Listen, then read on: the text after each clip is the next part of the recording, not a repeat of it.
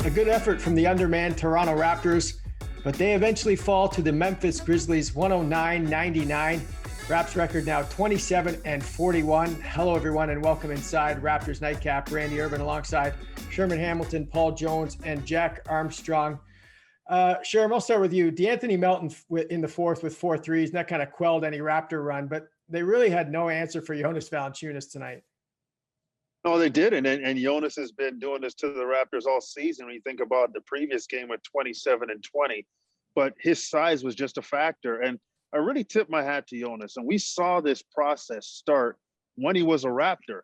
You know, the game was moving to the 3-point line. Bigs were going away from the block and stepping out and shooting it. And Jonas had to speed his game up. He had to play more fast twitch basketball.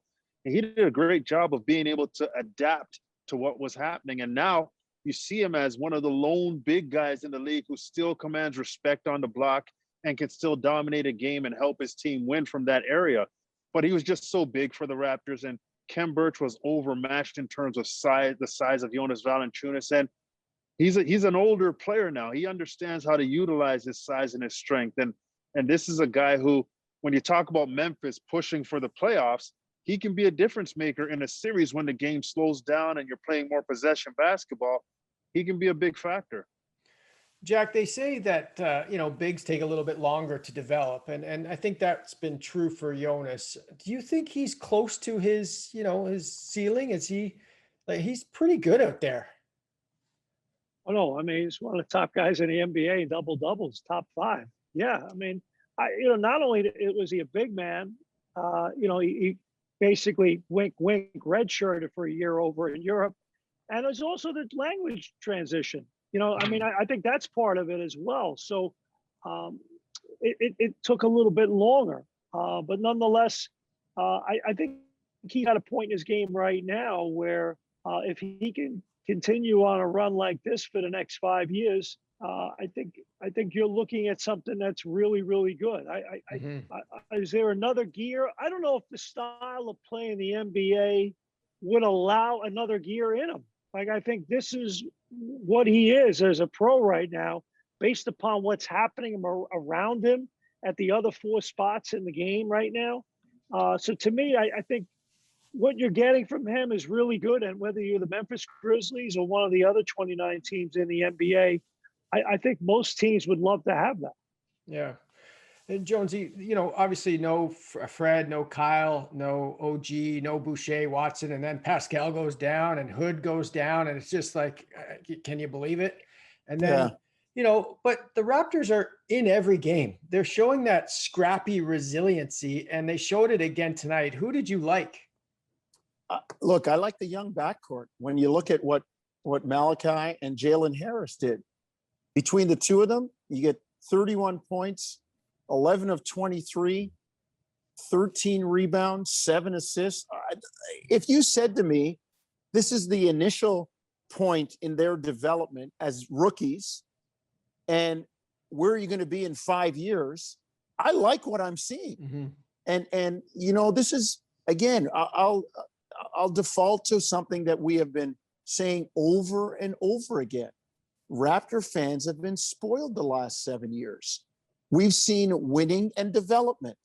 We've seen, yes, there's veteran players like Kawhi Leonard and Marc Gasol and Danny Green and guys that know how to win. But we've also seen them take along for the ride Pascal Siakam, Fred VanVleet.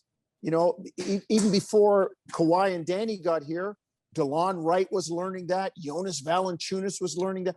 There was winning and development. And now we have pure development, which is code in the NBA for you're not winning with these young guys, so you better be just good enough to lose and learn what to do down the stretch. And that's what's happening right now. So I liked what I saw from Flynn and Harris. I like the fight of Freddie Gillespie. I like Utah's energy. Those are things that they're encouraging. And as Nick Nurse talked about it, he's a glass half full kind of guy. So you know what? With all those guys that you mentioned, Randall, that are hurt, Hood, Siakam, if Lowry and VanVleet don't play and Anunoby with the calf, then Nick Nurse is going to trot those guys out. and say, you know what, Utah, you got to guard Paul George tonight. You know what, Jalen Harris, you're going up against Rajon Rondo, who's won 2 titles. You know what, Malachi Flynn, you're going to be switched on to Paul George with these guys looking for a championship. So I like the fact that they're just good enough right now. And that's part of the development. They're not getting blown out. They're close. So they're further along the continuum, maybe than we hope. And just to tag Jonesy's point, it's interesting. You look at a kid like Flynn and Harris. I mean, what did Van Vliet and DeLon Wright and Pascal Siakam, Norman Powell, what did they look like in their first year? And I would say pretty similar. And I would say in defense of Flynn and Harris, they've broken into a season this year that's completely dysfunctional in the NBA. I mean, how can you really evaluate a rookie under these circumstances? So to Jonesy's point, I think they're doing pretty good under the circumstances. No summer league, Randall, no development time with the coaches. Yeah. Here you go. You're drafted 2 weeks later. You're in the NBA. Yep. Yeah. And Sherm, further to that point, like you look at some of the other teams like OKC and Houston and stuff, they're getting killed, right? And the Raptors are virtually playing, the same level of picks and draft picks and players that are just trying to figure it out. And here we are, making a 10-0 run in the fourth quarter and keeping it close against a team that's going to be in the playoffs that just, tied Golden State, right, with the win tonight. Yeah, you mentioned the Houston and the OKC, Randy, and those are teams that really lack the presence of veterans that the Raptors have, with the Kyle Lowrys and the Fred VanVleets.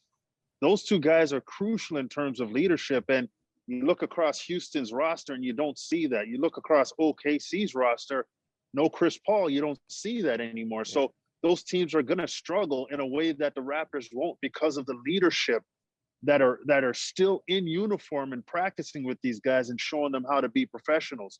So it's one of those things where, you can't really understate or overstate the value that those veterans bring to these guys and allow them to continue to learn. And, the compete level from this team has always been high, regardless of who's on the floor over the last 7-8 years. So to see them continue to hang in games and not get blown out, and you can see where their youth comes into play, which is expected, and you need them to grow each time they face those moments. And they're going to get 4 more games of live action opportunities to figure those things out. So this is a great time for them. The learning curve is going to get steeper, and they're going to get great opportunities to play through mistakes, understand, learn, rectify, and continue to build. And I was saying this on the radio with Jonesy, this is a time where the coaches get some great footage to look at these players and sit down and say, these are some things you're doing really well. These are some things that you need to work on moving forward. And there's going to be some tangible moments that they're going to be able to learn from. Mm-hmm. Jack, real quick, when you watch Memphis, do you look at them as a team that's, got all the pieces and it's just about developing, or do you feel like they're missing something to make that next step? They're missing something. They're pretty good. I think wing play is a little inconsistent. I mean, Dylan Brooks and Anderson are good players. Jackson's coming back from injury. Morant's explosive. Jonas is very good. They're pretty good. I wouldn't say that. I think they probably need one more high octane player, explosive, real go-to wing. But they're a nice winning team, and they play the right way. They play together, and they'll make the playoffs, and they'll be a tough team to beat. But nonetheless, I think they're missing a little something, a little swag maybe at the wing. Jonesy, can they beat a play-in game and move on? I mean, if they're in the 8th spot, they get 2 chances to win 1. If they're in the 9 or 10 spot, they've got to win 2 in a row. They're very capable. Now, I don't think they're scaring anybody at the top. And to Jack's point, I think they're a little short talent-wise, and they're very short experience-wise. Like, think about it. You look at who you're leaning on in some key positions when it comes playoff time in a 4 out of 7.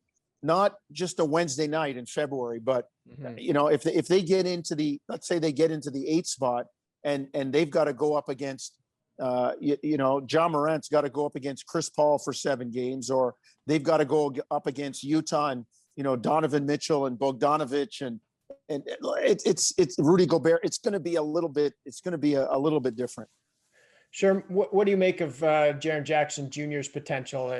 Sam Mitchell was talking about pregame or at halftime that he could possibly be better than John Morant. Do you see him being that kind of player? Well, he's a different player, but I see Jaren Jackson Jr. having, a chance to be a very good player. He's long. He really takes up space when he decides to go to the basket with his strides. We're seeing him shoot the three more. But I think for him, he's just young. He's got to learn how to play. He's got to figure out how to utilize his game as he adds tools to his game and gets better. I think he has good potential. I don't see him doing much on the defensive side yet with his size, and that's going to be an area that he's going to have to grow in.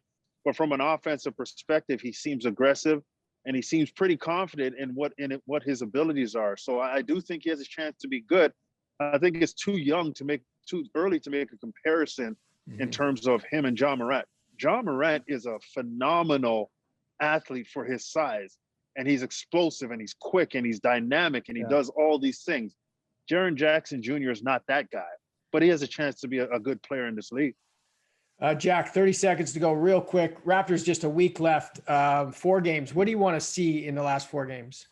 Well, just keep fighting. I think they're fighting like crazy. The challenge is we don't know who's going to play. I mean, now you have Hood and Siakam go out tonight, so you don't know what you're going to look like. The good thing is at least you have an extra day to prepare. You don't play again until Tuesday against the Clippers. So to me, I think the fight has been there. The organization, the coaching has been there. Now it's a matter of, do you have enough bodies to sustain for 48 minutes? All right, guys, great stuff as always. Got to stop you there. As Jack mentioned, next up for the Raptors, Tuesday night, 7:30 p.m. Eastern against the Clippers. We'll see you then.